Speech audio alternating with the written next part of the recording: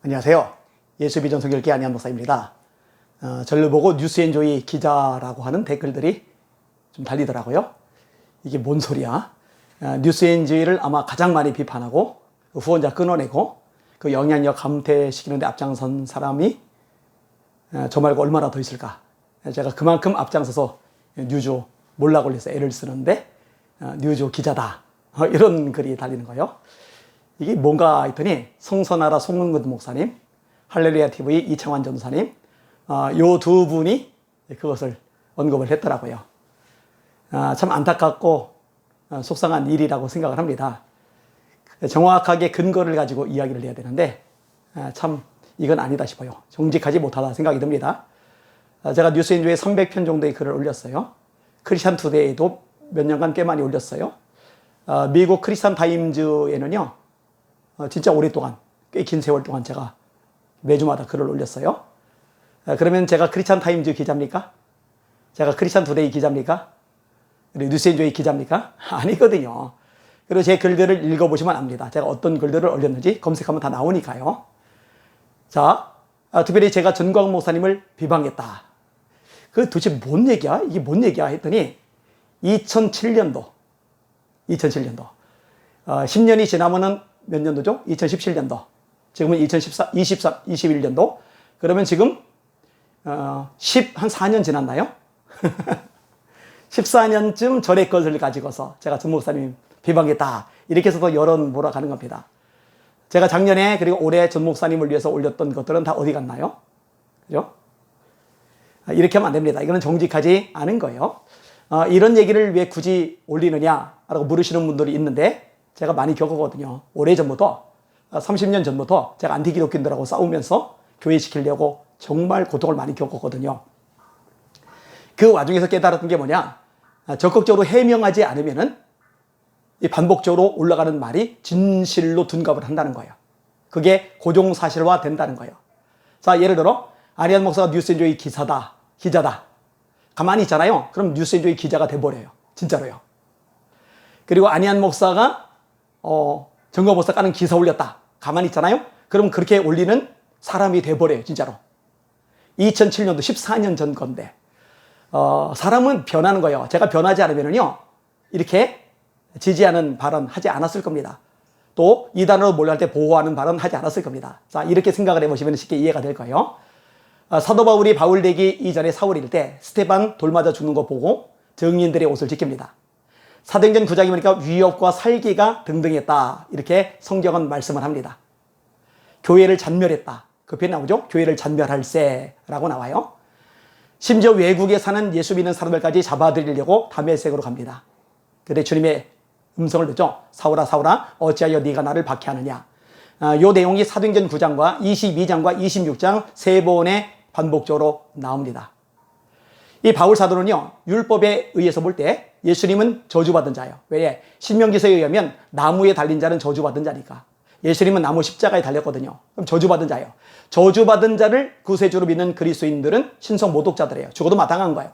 그런데 다메섹 도상에서 예수님을 만나고 이 생각에 전환이 발생을 합니다. 예수님이 저주를 받은 건 맞는데 본인의 죄 때문에 저주를 받은 게 아니라 저주받아 마땅한 사람들의 죄를 대신 짊어지고 대신 저주받은 거라는 걸 깨닫는 거예요. 그 내용이 갈라디아서 3장 13절에 나옵니다. 그리스도께서도 우리를 위하여 저주를 받은 바 되사 율법의 저주에서 우리를 속량하셨으니 기록된 바 나무에 달린 자마다 저주 아래 있는 자라 하였습니다.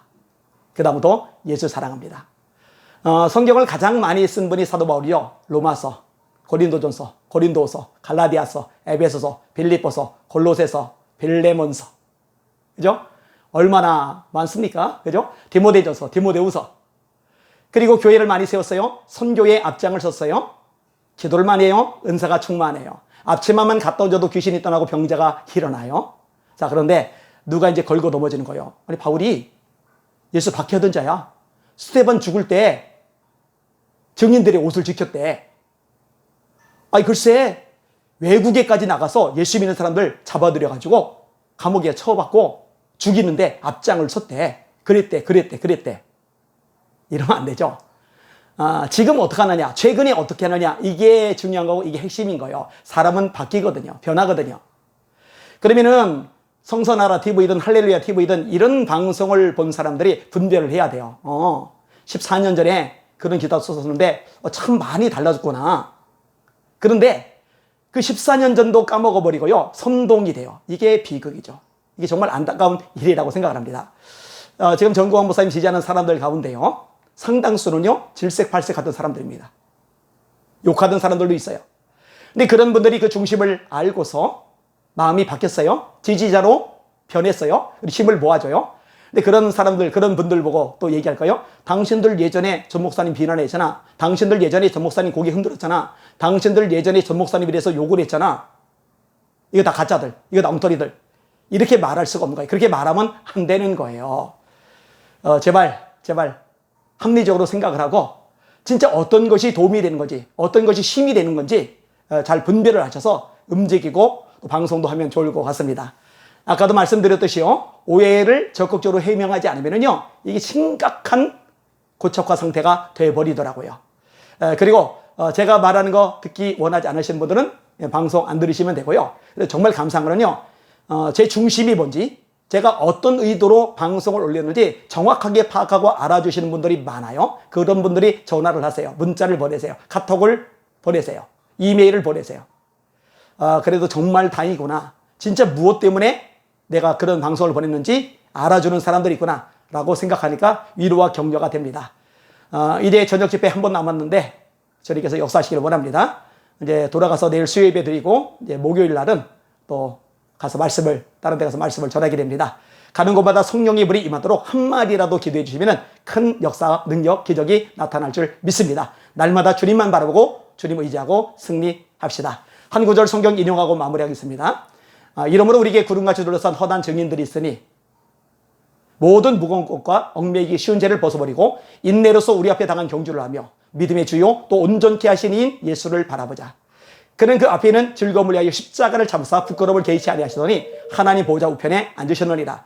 죄인들이 이같이 자기에게 거역할 일을 참으신 자를 생각하라. 날마다 주님 바라보고 승리합시다. 할렐루야.